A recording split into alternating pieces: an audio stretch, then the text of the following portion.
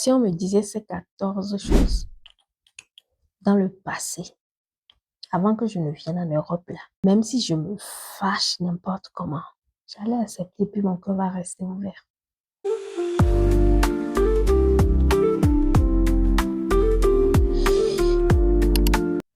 La première des choses, c'est la solitude. Et je te jure que la solitude peut être plus dure que la pauvreté. Wallahi. Oh. Le problème, c'est que beaucoup imaginent que le plus difficile sera l'argent.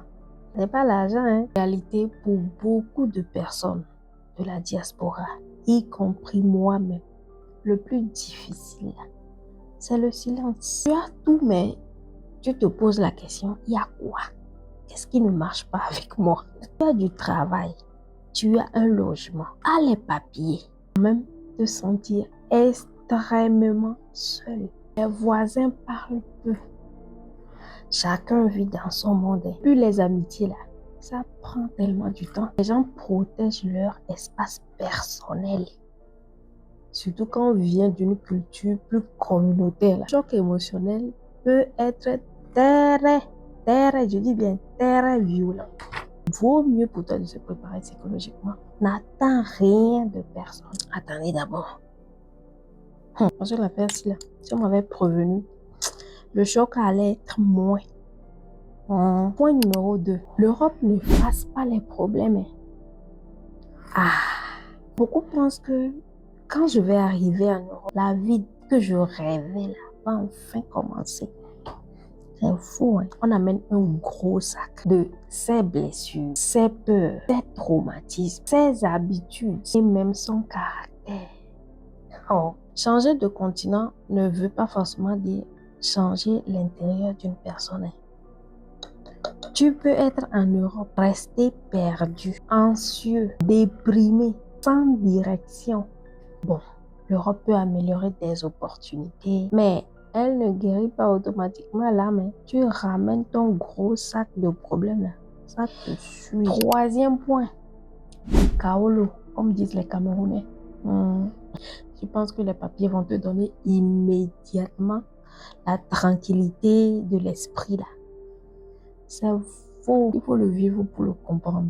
Beaucoup vivent dans l'attente du visa, du titre de séjour, de l'asile, du contrat et autres. Logiquement, cette attente te fatigue tellement l'esprit. Même quand ces papiers arrivent, tu as peur de perdre ta stabilité, quoi. Le stress administratif permanent. Ça là. Surtout quand tu as les trucs de un an. Chaque fin d'année, il faut que tu renouvelles. Le stress de ça. Oh, il faut se préparer à une vie je dis bien très administrative. Parce que cela, tout dépend des rendez-vous, des documents, des détails et des règles. Bon, le point 4. Tu recommences à zéro. Je dis bien zéro. Cocorico, zéro. Et ça, c'est un énorme choc pour beaucoup de personnes. Moi-même, j'ai goûté à ça. Dans ton pays, tu es respecté parce que tu es diplômé, connu, tu es entouré, tu es compétent. Mais en Europe, personne ne te connaît. Comme disent les Camerounais, il y a Wanda sur toi. Et c'est probable que ton diplôme peut ne pas être reconnu. C'est possible que tu fasses un travail très différent. C'est comme si tu redeviens le nouveau, quoi. Dernier de la classe. Et comprends, non? Le dernier au fond, là. C'est à ça on va te comparer pour un premier temps ici. Le 5, la pression de réussir. Mon frère, ça peut devenir toxique. Surtout quand tu te compares aux autres. Ça seulement là, tu vas seulement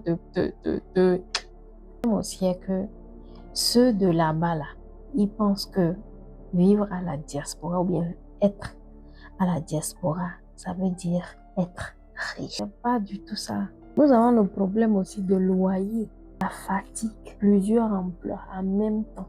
Économiser, c'est difficile. Malgré ça, certaines ressentent cette obligation envoyer de l'argent au pays. Et surtout nous les Africains là, aider tout le monde pour prouver que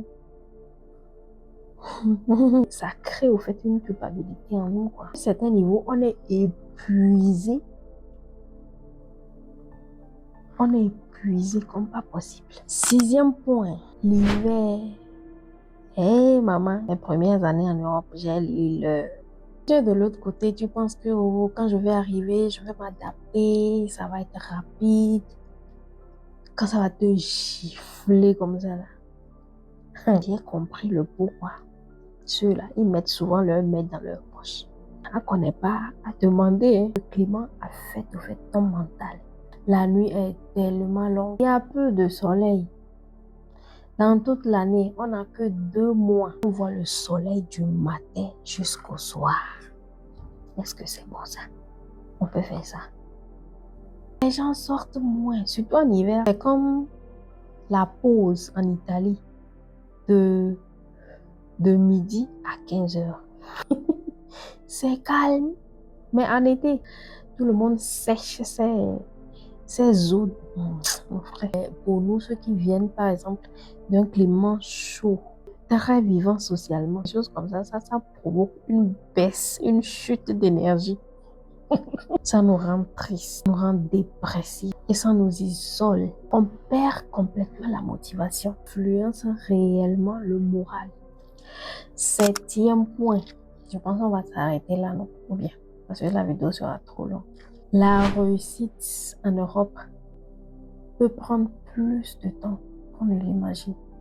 La bonne réussite, sur les réseaux sociaux, on veut tout prouver. Les voyages, les voitures, les belles photos, les stories.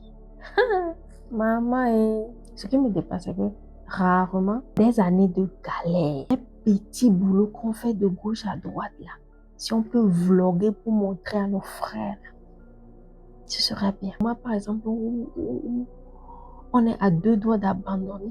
Beaucoup de parcours solides en diaspora se construisent sur 5, 10 ans et même plus. C'est que la patience doit devenir une compétence mentale. Sinon, si tu penses prendre l'ascenseur là, bonne chance. Les aînés, est-ce que j'ai menti? Si je mens, faut te désabonner.